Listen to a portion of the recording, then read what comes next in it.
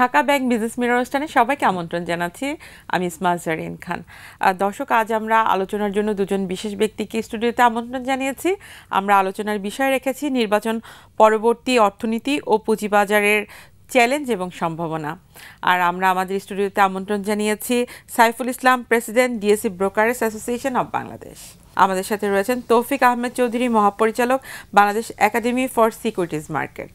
আমরা চলে যাচ্ছি আমাদের আজকের অনুষ্ঠানে। আপনাদের দুজনকে স্বাগত আমাদের অনুষ্ঠানে আসার জন্য। আমরা তো জানি যে ফেব্রুয়ারিতে নির্বাচন হওয়ার একটা প্রস্তুতি চলছে এবং এই প্রস্তুতিতে কেন্দ্র করে আসলে অর্থনৈতিক দিক দিয়েও অনেক সংস্কার কমিটি কাজ করছে। পুঁজিবাজার সংস্কার কমিটি এর মধ্যে তাদের সকল কার্যক্রম জমা দিয়েছে বাংলাদেশ সিকিউরিটিজ অ্যান্ড এক্সচেঞ্জ কমিশনের কাছে। তো তারই মধ্যেই আসলে অনেক চ্যালেঞ্জ আমরা দেখছি যে এই নির্বাচনের আগে আসলে হচ্ছে। একটু বলবেন যে বর্তমান সময়ের অর্থনীতি, বর্তমান পরিস্থিতি কি? না, অর্থনীতি বর্তমান পরিস্থিতি আসলে যেহেতু আপনি আলোচনা করতে যাচ্ছেন নির্বাচন পরবর্তী, এখন কিন্তু যে ফেজটা চলছে এটাকে অর্থনীতিকে অর্গানাইজ করার জন্য, অর্থনীতিকে স্টেবল করার জন্য পুঁজিবাজারে কতগুলো সংস্কার কমিটি হয়েছে। ইভেন অর্থনীতির জন্য তো আপনারা জানেন যে অনেকগুলো কমিটি হয়েছিল দেবপ্রিয়র নেতৃত্বে, তারা একটা রিপোর্ট জমা দিয়েছে। ইভেন আমাদের ব্যাংকিং সেক্টরে অনেকগুলো রিফর্মসও আপনার হচ্ছে, বা ইভেন কমিটি ছাড়াও গভর্নর মহোদয় নিজেই অনেক রিফর্মস ইনিশিয়েট করেছেন। তবে এখনও এই মুহূর্তে আমাদের যে চ্যালেঞ্জগুলো, তার প্রথম হচ্ছে মূল্যস্ফীতি। কারণ এইটাই আসলে মূল্যস্ফীতির জন্য যে সমস্ত কার্যক্রমগুলো এখন হাতে নেওয়া হয়েছে, যেমন বাংলাদেশ ব্যাংক এখনও চাচ্ছে যে কন্ট্রাকশনারি মনিটারি পলিসি দিয়ে ওরা মুদ্রাস্ফীতি কন্ট্রোল করবে, কিন্তু এর সাথে সাথে যে আবার কিছু অ্যাডমিনিস্ট্রেটিভ মেজার্স নিতে হবে।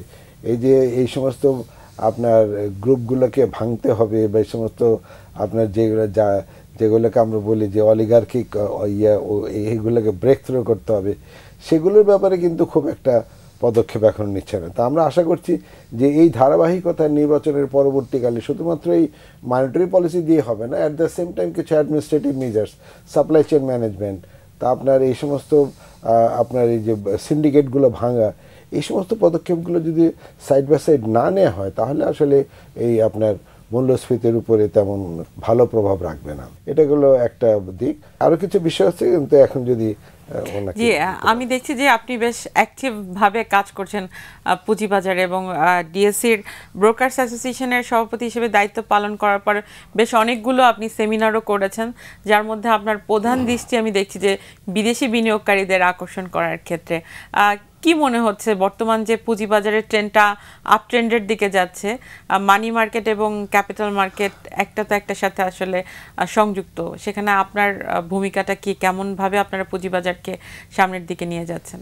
আপনারা জানেন যে আমাদের এখানে গত 1 বছর ধরে একটা প্রবলেম ছিল, সেটা হচ্ছে যে আপনার ট্রেজারি বন্ডের ইন্টারেস্ট ওয়াজ এক্সট্রিমলি হাই, এবং সেটা আমরা বলে আসছি যে এই ইন্টারেস্ট রেটে ক্যাপিটাল মার্কেটে বিনিয়োগ আনা ইজ নেক্সট টু ইম্পসিবল। এবং তার আগে আমাদের এখানে অনেক ধরনের অ্যানামিটি ছিল। আপনারা জানেন যে ফরওয়ার্ড প্রাইস ছিল, ইলেকশন ছিল, ইলেকশন হবে কি হবে না আনসার্টেনিটি ছিল। বাট আমরা আজকে প্রায় বহু বছর ধরে been going through lot of challenges. সেখান থেকে আমরা বেরিয়ে আসার জন্য আমরা চেষ্টা করে যাচ্ছিলাম, এবং the good thing is that আপনারা দেখছেন যে এখন the interest rate is falling, inflation কিছুটা কন্টেইন, বাট এখনও বলবো যে যেটা তৌফিক ভাই বললেন যে এটা for a middle class people it's unsustainable, but তারপরেও এগিতে হবে। আর আমরা যেটা চাচ্ছি যে স্টক মার্কেটে, আমাদের stock market has not started yet. আমাকে যদি জিজ্ঞেস করেন, ইনফ্যান্ট স্টেজে আছে। ইনভেস্টেবল স্টকস 100 আমাদের নাই, যদিও 400 স্টক আছে। তো এই যে চ্যালেঞ্জগুলো, এই মার্কেট আমাদেরকে অর্থনীতিতে তেমন কিছু দিতে পারেনি এই কারণে যে এই মার্কেটে প্রপার ইউজটাই হয়নি। এখন দেখেন, আমরা সবাই জানি যে আমাদের এই যে ব্যাংক লেড ফাইন্যান্সিংয়ের কারণে কি হয়েছে। এখন ধরেন ব্যাংক বন্ধ হচ্ছে, মার্জার হচ্ছে, লিজিং কোম্পানি বলা হচ্ছে 15টা 20টা থাকবে না, উইচ ইজ ভেরি ট্রু, থাকার মতো অবস্থায় নেই।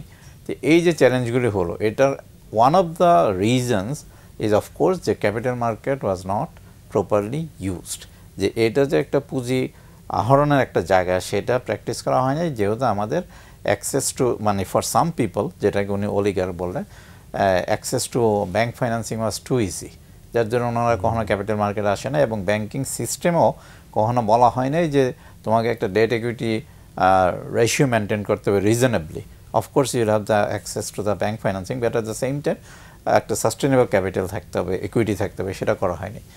এই যে জিনিসগুলির কারণে যে আজকে মিসম্যাচের কারণে স্টক মার্কেট বা ক্যাপিটাল মার্কেট আমরা যেটা বলি that is not grown at all, এখন আমি মনে করি ফ্লোর লেভেলে আছে, এবং সেটাই যাতে আমরা ইলেকশন পরবর্তী সময়ে আমরা সেটা কিক অফ করতে পারি সেটার জন্য গ্রাউন্ড ওয়ার্কগুলি এখন করতে চাচ্ছি। এবং আমি I would like to say that আমাদের যে বিসেক বা রেগুলেটরি বডি, ওরা they are very much aligned, যে আমাদের যে রিফর্মগুলি প্রস্তাবনা ছিল সেগুলি নিয়ে কাজ করছেন। আমরা আশা করছি by December will see at least 3 or 4 major আপনার রিফর্মস, যেটার হয়তো আপনার কনসিকুয়েন্সিয়াল বেনিফিটটা হয়তো আসবে ইলেকশনের পরে। এবং এই কারণেই আপনি যেটা বললেন যে ফরেন ইনভেস্টরদেরকে নিয়ে কাজ করা, কারণ আপনার এখানে পুঁজি যদি আপনি চান তাহলে ফরেন ইনভেস্টমেন্ট ছাড়া পৃথিবীর কোনো দেশ আপনার মানে ক্যাপিটাল মার্কেটের capital was not enough by the local people. সবাই মোটামুটিভাবে জানে যে 3টা মেজর রিফর্মের জন্য আমরা ওয়েট করছি। একটা হচ্ছে আইপিও, যে আইপিও রুলসটা is flawed in the sense that যে এন্টারপ্রিনিয়ররা are not happy with the current valuation process. এটা একটা ডিস্ট্রিবিউশন প্রসেসও আপনার এখানে ঝামেলা আছে। এটা চাচ্ছি যাতে আমরা আইপিও ফ্লোটা বাড়াইতে পারি। আমাদের এখানে একটা মানে মেজর প্রবলেম হচ্ছে মার্জিন ল্যান্ডিং, যেটার জন্য market has been suffered very badly, সেটার থেকে বেরিয়ে আসতে চাচ্ছি। কারণ আমাদের যেই মার্জিন রুলস অ্যান্ড রেগুলেশনটা আছে দ্যাট ইজ ভেরি ডেটেড, অনেক 2002-2003-2004 সালে আসছে, সেটাকে একটু আপ টু ডেট করা, সেটা মোটামুটিভাবে হয়ে গেছে। আরেকটা হচ্ছে মেজর চ্যালেঞ্জ আমাদের মার্কেটে is absence of the mutual fund.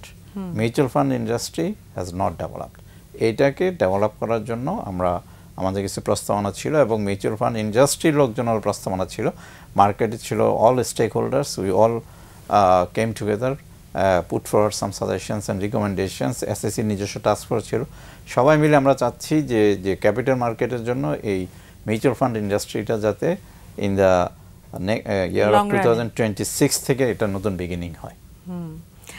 সেই ক্ষেত্রে আপনি তো আসলে ঢাকা ইউনিভার্সিটিতে পড়ান এবং ফাইন্যান্সিয়াল লিটারেসি নিয়ে অনেকগুলো কাজ করছেন। রিসেন্টলি আপনি বিসেকের সাথেও ডিরেক্টলি কাজ করছেন, এই যারা ক্যাপিটাল মার্কেটে আসলে একদমই অ্যাওয়ার না বা লিটারেসির জায়গাটাতে দুর্বল, কি অবস্থায় আছে এবং কিভাবে আপনারা ঢাকা স্টক এক্সচেঞ্জ এবং এই ব্রোকার্স অ্যাসোসিয়েশনের সাথে ডিরেক্টলি কোলাবোরেট করছেন? আসলে লিটারেসি লেভেলটাই কিন্তু খুবই ইম্পর্টেন্ট। আমাদের 2010 সালে যে আমাদের যে সিকিউরিটি মার্কেটে যে ধসটা নামে, সেখান থেকে কিন্তু আমরা শিক্ষাটা নিয়েছি যে ক্যাপিটাল মার্কেট শুধুমাত্র রেগুলেশন দিয়ে হবে না, তার সাথে এডুকেশনটা অ্যাড করতে হবে। এবং ইদানিংকালে আমাদের সমস্ত কাজ করার মূল ফোকাসই হচ্ছে যত বেশি সংখ্যক লোকজনের মাঝে ফাইন্যান্সিয়াল লিটারেসি, আমরা তাদেরকে চাপ দিব না only to come to the security market, মানে তারা ফাইন্যান্সিয়ালি লিটারেট হোক, তারপর তারা নিজেরাই বুঝুক যে কোন মার্কেটে সে যাবে, ওকে সিকিউরিটি মার্কেটে যাবে না ব্যাংকিং মার্কেটে যাবে নাকি আপনার ইন্স্যুরেন্স মার্কেটে যাবে, এটা তার decision. But he must be literate, সে তার জানা উচিত যে তার রিস্ক রিটার্ন প্রোফাইলটা কী। তো ওইটার ব্যাপারে আমরা এখন সবচেয়ে বেশি কাজ করছি।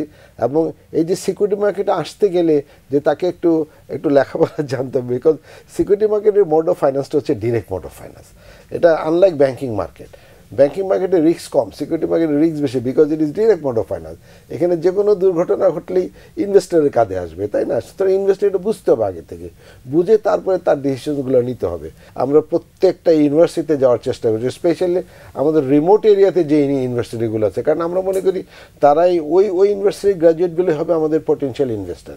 আগামী 2-1 বছরের মধ্যে তারাই আসলে আমাদের বাজারে ঢুকবে বলে আমরা আশা করি, এবং তাদেরকে আমরা উদ্বুদ্ধ করার চেষ্টা করছি, মোটিভেট করার চেষ্টা করছি। বলা হচ্ছে যে মানে অ্যাওয়ারনেসের জায়গাটা যথেষ্ট না, মানুষ এই এখনো লিটারেসির বিষয়ে যথেষ্ট পরিমাণ জানে না। তো আজকে তো আপনি ব্রোকার্স অ্যাসোসিয়েশনের প্রেসিডেন্টকে পেয়েছেন, তো বিসেক একটা বড় জায়গা যেখান থেকে আসলে এই লিটারেসির জায়গায় আরো কাজ করার সুযোগ রয়েছে।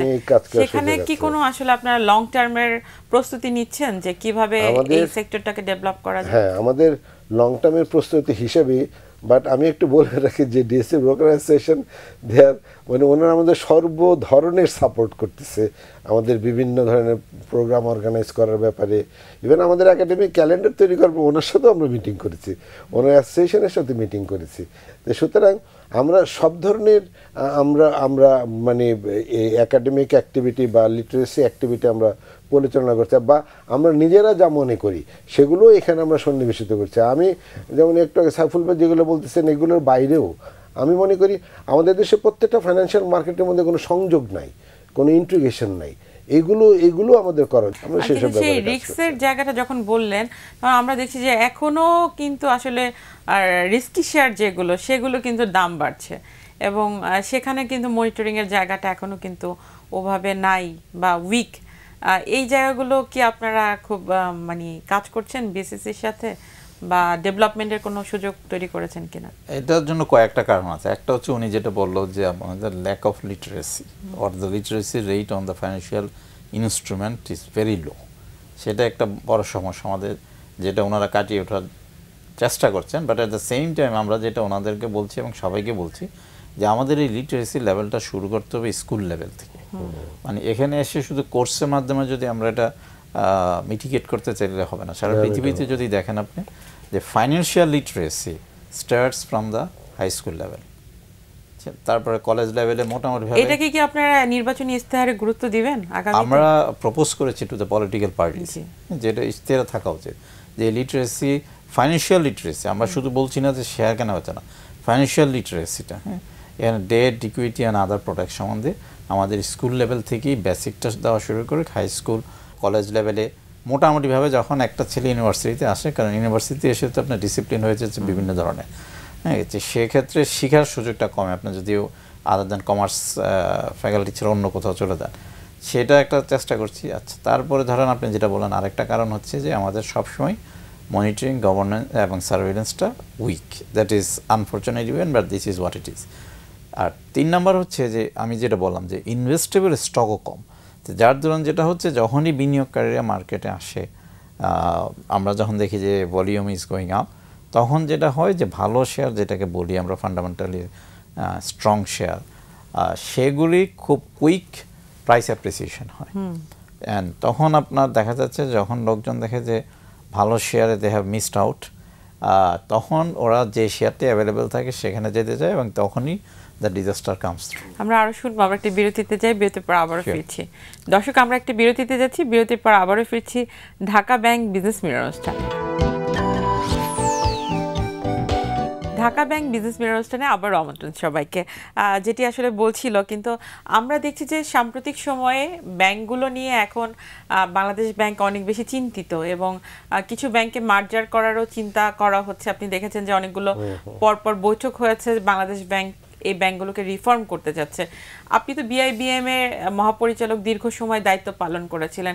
আপনার কি মনে হয় যে আসলে ব্যাংকগুলোকে কিভাবে লং টার্মে সাস্টেন করার জন্য গভর্নমেন্ট কি এখন সংস্কারের সিদ্ধান্ত নিতে পারে? আচ্ছা, আপনার এই প্রশ্নটার আগে আপনি আগে যে ইস্যুটা তুলেছেন সে ব্যাপারে একটু কথা বলি। এটা আসলে সাইফুল ভাইয়েরও জানার ব্যাপার যে এই যে আসলে আমাদের ফাইন্যান্সিয়াল লিটারেসি, যে আমাদের যে এডুকেশনাল কারিকুলামের মধ্যে এগুলো ইন্টিগ্রেট করা, এ ব্যাপারে কিন্তু আমরা বেশ আগে থেকে কাজ, গত সরকার আমলে আমরা এগুলো নিয়ে বেশ ডিমান্ডও করেছি, কাজকর্ম কিন্তু শুরু হয়েছিল। ইদানিংকালে কাজকর্মগুলো কিন্তু মোটামুটি বন্ধ হয়ে গেছে। এগুলোকে আবার রিস্টার্ট করা উচিত, এবং প্রত্যেকটা দেশে, যে সমস্ত দেশে আপনার সিকিউরিটি মার্কেট ডেভেলপ, প্রত্যেকটা দেশে কিন্তু আপনার ফাইন্যান্সিয়াল এডুকেশন স্ট্র্যাটেজি পেপার আছে, বুঝছেন? যেমন ইন্ডিয়াতে আছে, আপনি অন্য দেশের কথা বাদ দিয়ে দেন। তো ওগুলো দেখে কিন্তু আমাদের এগুলো তৈরি করা যেত। আমাদের উনি সেকেন্ডারি স্কুল থেকে বলে, আমি সেকেন্ডারি কেন, এটা প্রাইমারি স্কুল থেকে শুরু হবে, প্রাইমারি, সেকেন্ডারি, তারপরে আপনার ইউনিভার্সিটি লেভেলের ছাত্ররা সবই এগুলো সম্বন্ধে আপনার আনতে। এখন আমাদের কারিকুলাম দেখেন, এগুলো একেবারেই কাভারেজ নাই।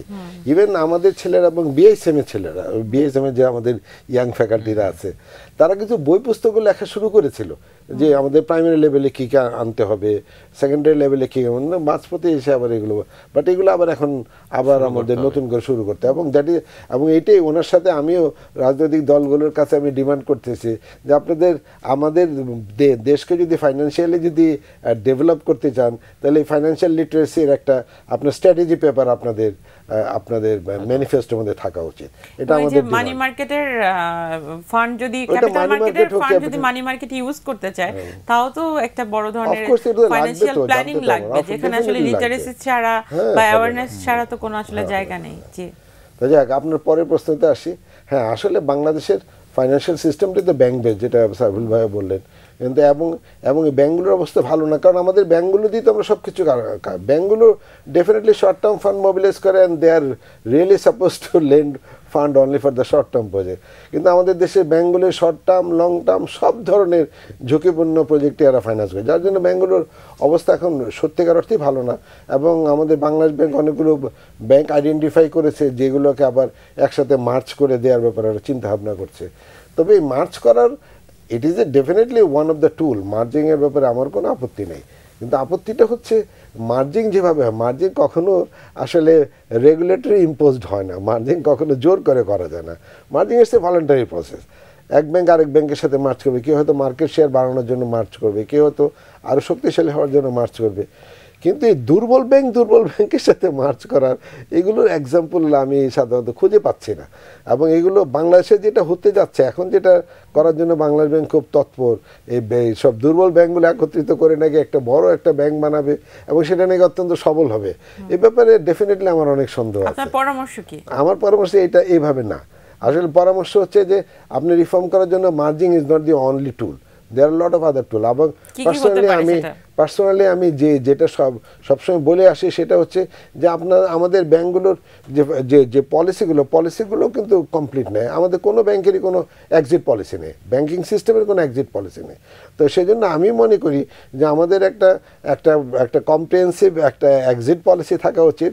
এবং হ্যাঁ, এই মুহূর্তে ব্যাংকগুলো একটু দুর্বল, অনেকগুলো ব্যাংকে তাদেরকে একটা নির্ধারিত সময় দেন, দিয়ে বলেন যে তোমরা এর মধ্যে টার্ন অ্যারাউন্ড করার চেষ্টা করো এবং সেরকম একটা পরিস্থিতি তৈরি করে দেন। তার মধ্যে যদি কেউ টার্ন অ্যারাউন্ড করতে না পারে, then he will have to quit. আপনি একমত? আমি পার্শিয়ালি একমত। একটা ব্যাপার আছে যে বাংলাদেশ ব্যাংক কত টাকা আপনার ফান্ডিং করে যাবে, এটা তো একটা এন্ডলেস এপিসোড বা সাগা হয়ে দাঁড়াচ্ছে যে বাংলাদেশ ব্যাংক টাকাই দিয়ে যাচ্ছে, আপনার people have looted the banks and the Bangladesh bank public funded, মানে আমাদের টাকা দিচ্ছে, সেটারও তো একটা শেষ করতে হবে। তো it's a complex situation. Capital মার্কেটে তো আসলে ব্যাংকের শেয়ারগুলো কি মৌলভিত্তি বা ফান্ডামেন্টাল শেয়ার হিসেবে বলা হতো, তো এখন তো ব্যাংকগুলোর অবস্থা খারাপ, আবার দেখা যাচ্ছে শেয়ারেরও অনেক চ্যালেঞ্জ চলে আসছে। বিনিয়োগকারীরা কি করবে এই চ্যালেঞ্জ মোকাবেলায়? তাদের পরামর্শ কি থাকবে? বিনিয়োগকারীদের যেটা করা, মানে এখন ধরেন আমাদের এখন 3 ধরনের ব্যাংক আছে আমি বলি। একটা হচ্ছে যে মানে মোটামুটিভাবে জাঙ্ক স্টকসে চলে গেছে, যে মানে তাদের এক্সিস্টেন্স ইজ ইন কোয়েশ্চেন, মানে we are not sure if they will survive or not.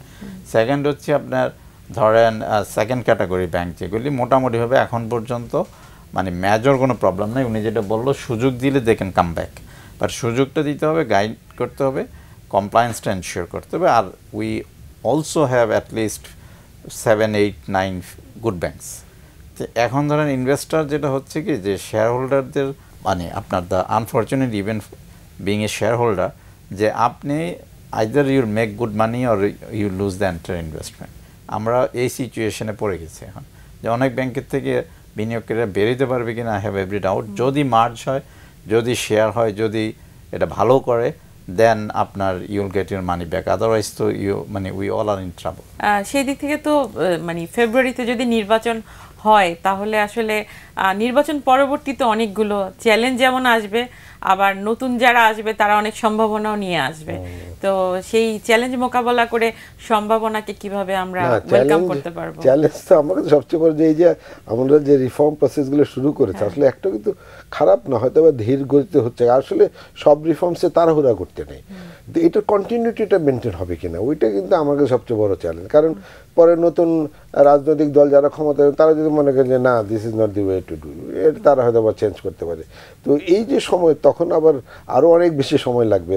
তো আমার কাছে চ্যালেঞ্জ মানে এটা কন্টিনিউটিটা মেনটেন হবে কিনা, এবং এটা তাদের ম্যানিফেস্টোতে তারা অঙ্গীকার করুক যে না, আমরা যে রিফর্ম প্রসেসগুলো শুরু করেছে, তাই না, কারণ reform is a continuous process, এবং আমরা এই ধারাবাহিকতা মেনটেন করব, আমরা এটা কন্টিনিউ করব, তবেই তো দেশের অর্থনীতি ঘুরে দাঁড়াবে।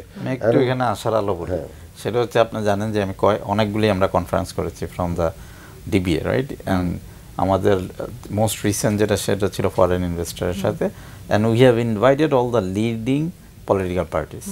এবং আপনাদের মানে ইনফরমেশনের জন্য যাচ্ছে, it's a very good news, যে কয়টা আপনার পলিটিক্যাল পার্টি আসছে বা পলিটিক্যাল লিডার আসছে, সবাই এনশিওর করেছে যে দিস রিফর্মস উইল কন্টিনিউ। ওনারাও এটা রিয়েলাইজ করেছে। দুইটা জিনিস বলেছে, একটা হচ্ছে যে এই যে ক্যাপিটাল মার্কেটের গুরুত্বটা will be incorporated in their election manifesto, this is more important. Second ওনারা যেটা বলেছে যে whoever comes in power they are going to own the capital market. Third বলেছে যে অনগোয়িং যে রিফর্মগুলি যেগুলি তো হয়ে যাবে ইলেকশন আগে, আর যেগুলি হবে না বাট প্রপোজড সেগুলি ওনারা কন্টিনিউ করবে। তো এই যে ক্যাপিটাল মার্কেটের গুরুত্বটা আমার মনে হয় যে I mean has been recognized by the political parties and this is the biggest achievement for us I would say, কারণ হচ্ছে যে এই জিনিসটা আমাদের এখানে সিরিয়াস ল্যাকিং ছিল। সবশেষে একটু বলতে চাই, সর্বশেষ আপনি যেই সেমিনারটা করলেন বা আপনি যেটার কথা বলছেন সেখানে আমি দেখেছিলাম যে প্রচুর আগ্রহ বিদেশিদের, এবং অনেক বিদেশি আমি দেখছিলাম যে তারা এই নিয়ে আরও বেশি গবেষণা করছে যে ইন ফিউচারে তারা ইনভেস্টমেন্ট কিভাবে সিকিউর করবে, বা তারা বিভিন্ন নেটওয়ার্কিং সেশনে অনেক কথা বলছিল একজন আরেকজনের সাথে। তো আমার কাছে মনে হয় যে এই ব্যাংকগুলো যারা আসলে উইক আছে তাদের সাথে কি মার্চ করার জন্য কোনো ফরেন পার্টনারকে আমরা নিয়ে আসতে পারি কিনা, বা তাদেরকে কোলাবোরেট করে তাদের সাথে কোনো এগ্রিমেন্ট করতে পারি কিনা, সেটার কোনো সুযোগ আপনি পেয়েছেন কিনা এই সেমিনার বা এই আলোচনার পরিপ্রেক্ষিতে? আমাদের যে ব্যাংকের সাইজ যেগুলি নিয়ে মার্জারের কথা বলছি, these are too small for the foreign investors to be attracted. Strategic ইনভেস্টমেন্টের কথাও যদি বলেন সেটাও এই সাইজের ব্যাংকে বিনিয়োগ পাওয়াটা মুশকিল হবে। বাট নেভারদিলেস যে ধরেন মার্জার হওয়ার পরও যদি 1 বছর পরে যদি দেখা যায় যে এই ব্যাংকগুলি ভালো চলছে বা the new bank or the big bank আমরা যেটাই বলি, হ্যাঁ of course this is the next step that we should explore. এটা তো প্ল্যানিং থাকতে হবে। হ্যাঁ অবশ্যই, এবং এই কারণেই আমাদের সব চেষ্টা করা যে আলটিমেটলি স্ট্র্যাটেজিক ইনভেস্টমেন্ট ছাড়া বা ইনভেস্টর ছাড়া বা স্ট্র্যাটেজিক পার্টনার ছাড়া অনেক বেশি বড় হয়তো আমরা করতে পারবো না, রাইট? সো আপনার সারা পৃথিবীতে তাই হয়েছে, রাইট? তো আমরা চাই যে আমাদের এখানে হয়তো 4-5টা ব্যাংক খুব ভালো করবে, কিন্তু অন্য ব্যাংকগুলিকে ভালো করার জন্য we need assistance, we need technical support, we need expertise and professionals. অন্তর্বর্তী সরকারের কাছে কোনো পরামর্শ থাকবে যখন তারা আসলে পরবর্তী নির্বাচনে কাউকে হ্যান্ডওভার করে দিয়ে যাবে? অন্তর্বর্তীকালীন সরকার তো এগুলো করছে, আর তো রিফর্ম প্রসেস শুরু করে দিয়ে গেল, তাই না? তো এগুলো এবং reform it's a continuous process, এবং এটা পরবর্তীকালে যারা আসবেন সরকারে তারা শুধু এটা কন্টিনিউ করে নতুন নতুন রিফর্মসও তাদেরকে হাতে নিতে হবে, আদারওয়াইজ তো দেশ আগাবে না। আমরা কি এক জায়গায় দাঁড়িয়ে থাকবো নাকি? সুতরাং এই ধরনের কমিটমেন্টগুলো চাই আমরা, আমাদের যারা নাকি পরবর্তীতে ক্ষমতায় আসবেন, তবেই তো আমাদের দেশ আগাবে।